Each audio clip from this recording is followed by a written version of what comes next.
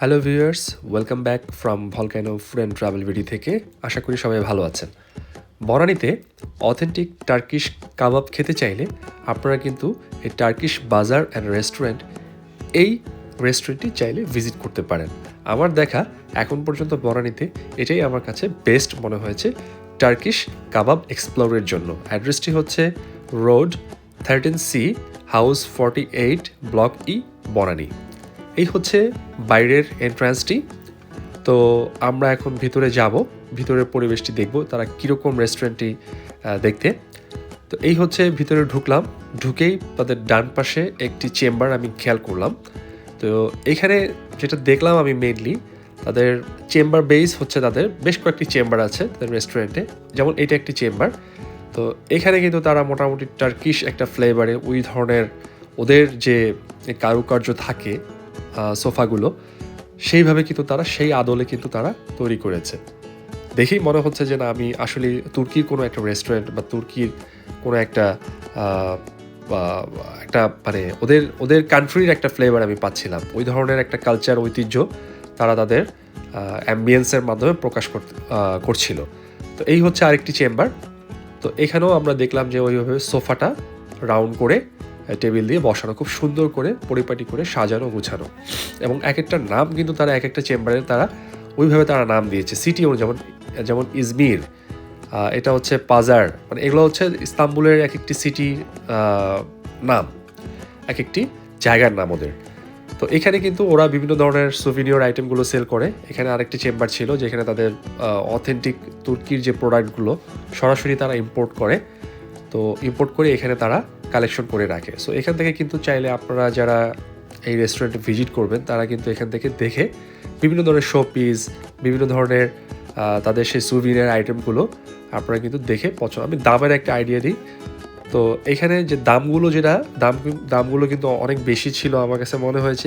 এক একটি প্লেট তারা, এখানে যে প্লেট দেখতে পাচ্ছেন সবগুলো হাতের কাজ করা, 3 থেকে 5,000 টাকা এক একটি প্লেটের দাম। সো এই হচ্ছে দামের অবস্থা। যাই হোক, তো প্রথমে আমাদেরকে তারা সার্ভ করলো ওয়েলকাম ড্রিঙ্কস হিসেবে তারা টার্কিশ টি হিসেবে তারা টি দিয়ে সার্ভ করলো। এই টির আসলে আমি যদি বলি, টির ফ্লেভারটা আমার কাছে, হ্যাঁ, ইন জেনারেল আমার কাছে ওরকম ডিফারেন্ট কিছু মনে হয় নাই। মনে হয়েছে যে না, এটা একটা সাধারণ টির মতোই। বাট তারপরেও আমি বলবো যে এটা আপনারা ট্রাই করে দেখবেন আপনাদের কাছে কেমন লাগে। বাট আমার কাছে খুব বেশি আহামরি কোনো ডিফারেন্স আমি পাইনি।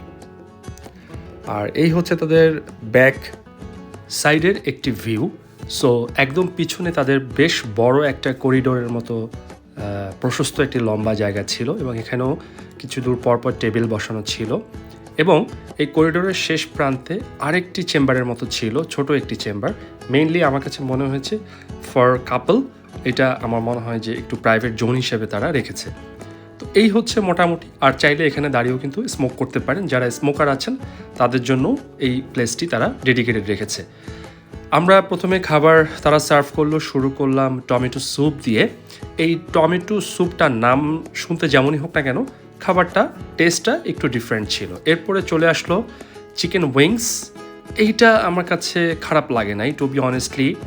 চিকেন উইংসটা তারা এমনভাবে কাবাব স্লাইস করে তারা দিয়েছে, সাথে কমপ্লিমেন্টারি রাইস ছিল অল্প একটু, এবং 2টা ডিশ আমরা অর্ডার করেছিলাম।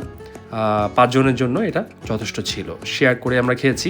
এবং আমার কাছে যেটা মনে হয়েছে মেনলি টেস্টের দিক থেকে আমি খারাপ বলবো না, টু বি অনেস্টলি খুবই ভালো লেগেছে।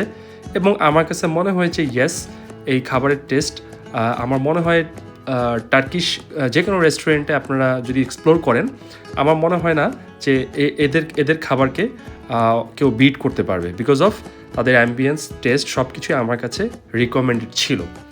এরপর একটি স্পেশাল একটি লাচ্ছি তারা প্রোভাইড করলো, এটা আমরা অর্ডার করেছিলাম। এটাকে তারা বলে আইরান। তো এটা আসলে বেসিক্যালি একটা লাচ্ছি টাইপের একটি ড্রিঙ্কস বলা যায়, বাট এখানে সুইট ছিল না, এটা কিছুটা সল্টি একটা টেস্ট ছিল। সো এইটা যারা মানে সুইট পছন্দ করে, আমার মনে হয় নট রিকমেন্ডেড ফর দ্যাম। এটা মেইনলি একটু ডিফারেন্ট, একটু ওদের স্টাইলের লাচ্ছিটা একটু সল্টি ফ্লেভার ছিল। সো আমার কাছে এটা ইন জেনারেল মনে হয়েছে। সো যারা সুইট লাভার যারা আছেন তারা আমার মনে হয় এটা খুব বেশি পছন্দ করবেন না। যাই হোক, এইভাবে আমরা মোটামুটি খাবার কন্টিনিউ করছিলাম। এরপরে তারা আমাদেরকে আরও কিছু খাবার সার্ভ করবে। তার মধ্যে চলে আসলো, এটা হচ্ছে আদানা কাবাব। দেখতে ঠিক এমনটাই ছিল, সাথে কিন্তু সেই আগের মতোই কমপ্লিমেন্টারি রাইস ছিল এবং সাথে কিন্তু কমপ্লিমেন্টারি তাদের রুটিও ছিল। সো রুটি এবং রাইসটা কিন্তু প্রত্যেকটা আইটেমের সাথে তারা কমপ্লিমেন্টারি প্রোভাইড করে এবং এটা যথেষ্ট পরিমাণে দেয়। সো আপনারা চাইলে কিন্তু শেয়ারিং করেই খেতে পারবেন এবং প্রত্যেকটা প্ল্যাটার মোটামুটি মেনলি তারা দুজনের জন্যই 1:2 হিসাবে দেয়। সো আদানা কাবাবটার কথা বলতে গেলে, হ্যাঁ, বাই দ্য ওয়ে, আমি এর মধ্যে আমরা রিসিভ করলাম মিক্স প্ল্যাটার। এইটা হচ্ছে সবচেয়ে মেইন আকর্ষণ তাদের। এই মিক্স প্ল্যাটারে কিন্তু সব ধরনের কাবাব আইটেমগুলো তারা দিয়ে থাকে। এই জন্য আমার কাছে এইটাই সবচেয়ে বেস্ট লেগেছে। এটার মধ্যে আপনি আদানা কাবাব, চিকেন উইংস, উরফি কাবাব, দেন হচ্ছে ল্যাম্প শীশ, দেন হচ্ছে ডোনার কাবাব। সো সব ধরনের কাবাবের যে আইটেমগুলো থাকে প্রত্যেকটাই কিছু কিছু কিছু করে দেওয়া থাকে এই মিক্স প্ল্যাটারটিতে।